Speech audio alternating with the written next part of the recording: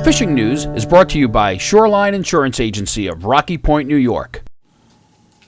Hey folks, Fred Golofaro here for the Fisherman's video forecast.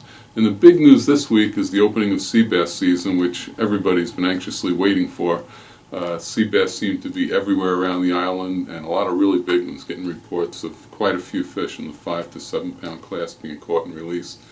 Well, Wednesday's the day you can start bringing those fish home, putting them in the cooler. But there's still some confusion about the regs. The current regs call for a 13-inch size limit. DEC proposed a 14-inch size limit, which is what was required to meet ASMFC reductions. However, Albany has yet to sign off on the size limit. So here we are, day before the season opens. If nothing happens in the next 24 hours, the size limit will remain at 13 inches, and I guess it's conceivable it could change once the season opens. But as of right now, we're looking at a 13-inch size limit. Bag limit is 8 fish. There's also a proposal to increase the bag limit in November and December, but that also has to be signed off on by Albany, and that hasn't happened. Okay, but I think a lot of folks are going to be targeting sea bass this weekend, and it's probably your best bet. And if you're going to do that, put those bottom rigs away. Get yourself some bucktails, some small diamond jigs, or some lead head jigs, and a light spinning rod or a light bait casting rod, and tip the jigs with either gulp or bait.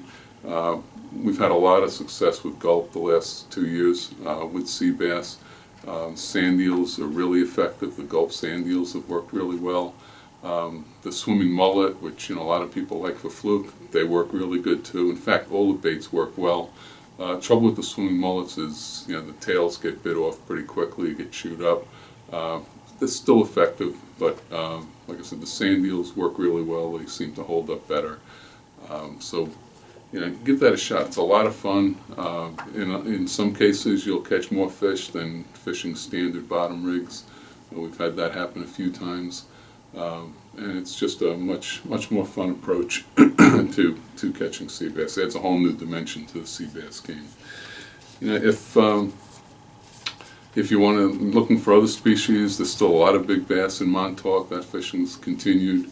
Also in Ambrose Channel, that fishing in the New York Bights was still good as of early this week.